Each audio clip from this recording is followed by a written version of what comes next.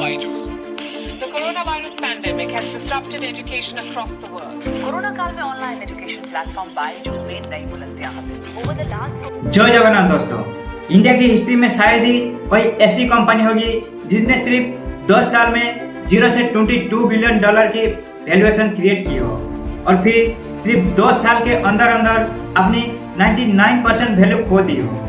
ये सिर्फ एक स्टार्टअप की फेलियर स्टोरी नहीं है, ये ग्रीड, एम्बिशन और गलत डिसीजन की कहानी है। एक टीचर जिसने लाखों स्टूडेंट का फ्यूचर बदलने का सपना दिखा था, आखिर उसकी अपनी कंपनी का फ्यूचर अंधेरे में कैसे चला गया। आज हम जानेंगे बायजूस की डाउनफॉल की पूरी कहानी इस डॉक्यूमेंट्री में। इस कहानी की शुरुआत होती है 1980 में केरला से, जहां बायजूस रविंद्र का जन्म एक मिडिल क्लास फैमिली में हुआ।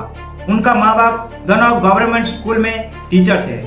बचपन से ही बायजूस को 2 चीजों में सबसे ज्यादा प्यार था, मैथमेटिक्स और स्पोर्ट्स। इंजीनियरिंग कंप्लीट करने के बाद उन्होंने 2001 में एक शिपिंग कंपनी ज्वाइनिंग कर ली और नॉर्मल कॉर्पोरेट लाइफ जीने लगे। लेकिन 2003 में एक छोटी सी घटना ने उनकी पूरी जिंदगी और डायरेक्शन बदल दी।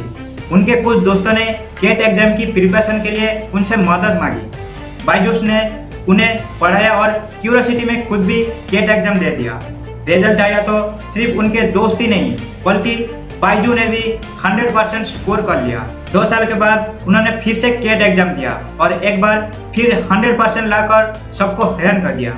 इस अचीवमेंट के बाद स्टूडेंट उनसे पढ़ने के लिए खुद आने लगे। तो बायजूस को एहसास हुआ कि उनकी असली टैलेंट कॉर्पोरेट जॉब नहीं है बल्कि टीचिंग में है। इसी रियलाइजेशन ने एक ऐसी सफर की शुरुआत की जो आगे चलकर इंडिया का सबसे बड़े ईडीटेक स्टार्टअप की फाउंडेशन बनाने वाला था। 2006 में रविंद्रन बायजूस ने बायजूस क्लास के नाम से एक छोटी सी केट कोचिंग शुरू की। शुरुआत में कुछ स्टूडेंट आते थे, लेकिन उनका पढ़ाने का तरीका बिल्कुल अलग था। वो फॉर्मूला रटवाने की वजह से कॉन्सेप्ट को रियल लाइफ एग्जाम्पल से समझाते थे। इसी वजह से स्टूडेंट को पहली क्लास के बाद ही उनकी टीचिंग पसंद आ जाती थी। उनका बिजनेस मॉडल भी काफ़ी स्मार्ट था। पहली क्लास फ्री और उसके बाद पेड। फ्री क्लास अटेंड करने वाले लगभग हर 10 में से 9 स्टूडेंट पेड कोर्स ज्वाइन कर लेते थे। डिमांड इतनी तेजी से बढ़ी कि छोटे से क्लासरूम की जगह ऑडिटोरियम लेने पड़ा, जहां एक साथ 1000 स्टूडेंट पढ़ते थे। कुछ ही सालों में बायजूस क्लासेस बेंगलुरु, मुंबई, पुणे और चेन्नई समेत कई सिटी तक पहुंच गई। इसी दौरान बायजूस की मुलाकात दिव्या गोकुलनाथ से हुई, जो बाद में उनकी वाइफ और बायजूस की को-फाउंडर बनी। लेकिन एक बड़ी प्रॉब्लम थी, हर सिटी में पर्सनली जाकर पढ़ाना पॉसिबल नहीं था। बायजूस लगातार ट्रैवल करते करते थक चुके थे। तब उन्होंने एक ऐसा डिसीजन लिया जिससे कंपनी का फ्यूचर बदल दिया। 2009 में उन्होंने सैटेलाइट ब्रॉडकास्टिंग टेक्नोलॉजी का यूज करके अपनी क्लासेस को एक साथ 45 सिटी में लाइव पहुंचाना शुरू कर दिया। यही डिसीजन बायजूस के ऑफलाइन कोचिंग से ईडीटेक कंपनी बनने की पहली सीढ़ी थी। इसके बाद 2011 में उन्होंने think and learn private limited की फाउंडेशन रखी और गेट प्रिपरेशन के साथ साथ स्कूल स्टूडेंट के लिए भी कोर्स बनाना शुरू किया। बायजूस ने एक बात बहुत जल्दी समझ ली थी, इंडिया में गेट एग्जाम्पल देने वाले लाखों में है, लेकिन स्कूल स्टूडेंट करोड़ों में है। अगर सच में बायजूस को बड़ा बनाना है तो क्लासरूम से बाहर निकलना होगा, और इसका सबसे बड़ा एग्जाम्पल था स्मार्टफोन। इसी विजन के साथ 2013 में बायजूस को मणिपाल ग्रुप से पहली बड़ी फंडिंग मिली। इसी फंडिंग को यूज करके एक ऐसी लर्निंग ऐप बनाने में किया गया जो पढ़ाई को बोरिंग नहीं बल्कि एंटरटेनमेंट जितना एंगेजिंग बना दे। किसी को तब अंदाज नहीं था कि यही ऐप कुछ सालों के बाद बायजूस को इंडिया का सबसे बड़ा ईडीटेक स्टार्टअप बना देगा। लेकिन एक सिक्के के 2 पहलू होता है। बायजूस को बिल्कुल अंदाज नहीं था कि जिस टेक्नोलॉजी ने उन्हें इंडिया के सबसे बड़े ईडीटेक फाउंडर बनाया, वही एग्रेसिव ग्रोथ एक दिन उनकी सबसे बड़ी कमजोरी बन जाएगी। 2015 में बायजूस लर्निंग ऐप लॉन्च हुआ। ये सिर्फ एक एजुकेशन ऐप नहीं था, इसमें high quality animation, 3D graphic, interactive lesson और कॉन्सेप्ट बेस्ड टीचिंग का कॉम्बिनेशन था।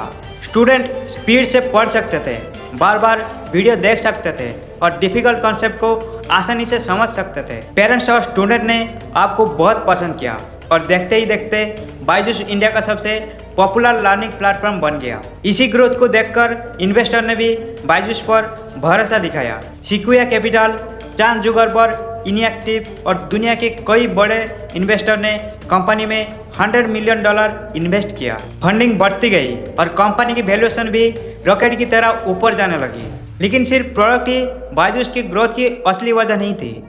कंपनी ने एक बहुत एग्रेसिव सेल्स टीम भी खड़ी की थी। टीवी एड्स के थ्रू पेरेंट्स ऐप डाउनलोड करते, फिर बायजूस की टीम उनसे कांटेक्ट करती और काउंसलिंग सेक्शन बुक करती। डेमो के दौरान बच्चों को कुछ कॉन्सेप्ट बेस्ड सवाल पूछे जाते हैं। जब बच्चा उनका जवाब नहीं दे पाता तब बायजूस का इनएक्टिव वीडियो दिखाया जाता।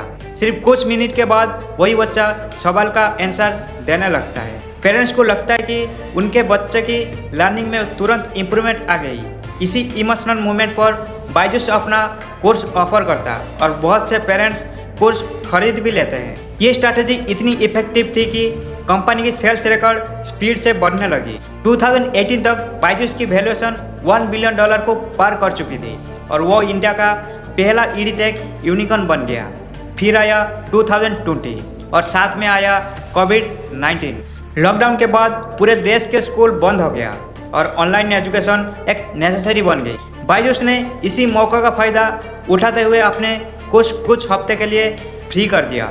ऐप यूजर्स लगभग 60% तक बढ़ गए और करोड़ों नए यूजर्स प्लेटफॉर्म से जुड़ गए। कोविड के दौरान इन्वेस्टर को लगा कि ऑनलाइन एजुकेशन ही फ्यूचर है। इसी वजह से बायजूस पर फंडिंग की बारिश होने लगी। कंपनी ने इसी पैसे से एक के बाद एक स्टार्टअप एक्वायर करना शुरू कर दिया, जैसे कि Whitehead Jr, topper, get learning, epics, tanker और सबसे बड़ी डील आकाश इंस्टीट्यूट। सिर्फ कुछ ही सालों में बायजूस एक स्टार्टअप से ग्लोबल ईडीटेक कंपनी बन चुका था। लेकिन इसी एग्रेसिव एक्सपेंशन के अंदर एक ऐसी कमजोरी छुपी थी जो आगे चलकर पूरी कंपनी को हिलाकर रख देगी। 2023 बायजूस के लिए सबसे मुश्किल साल बन गया था। कंपनी के खिलाफ एक के बाद एक लीगल केस शुरू होने लगे। $1.2 बिलियन लोन देने वाला लीडर्स ने डिफॉल्ट का केस फाइल कर दिया। मिनिस्ट्री ऑफ कॉर्पोरेट अफेयर्स ने कंपनी के फाइनेंशियल रिकॉर्ड की इन्वेस्टिगेशन शुरू कर दी। ईडी ने एफईएमए वैल्यूएशन के एलिगेशन लगाए। बीसीसीआई ने स्पॉन्सर का पेमेंट ना मिलने पर इंसॉल्वेंसी प्रोसीडिंग शुरू कर दी। कंपनी का केस बचाने के लिए 1000 एम्प्लॉय को निकालना पड़ा और एक्वायर किया गया कंपनी को सस्ती दाम पे बेचना पड़ा। सबसे बड़ा झटका तब लगा जब जनवरी 2024 तक बायजूस की वैल्यूएशन $22 बिलियन से गिरकर $225 मिलियन रह गई।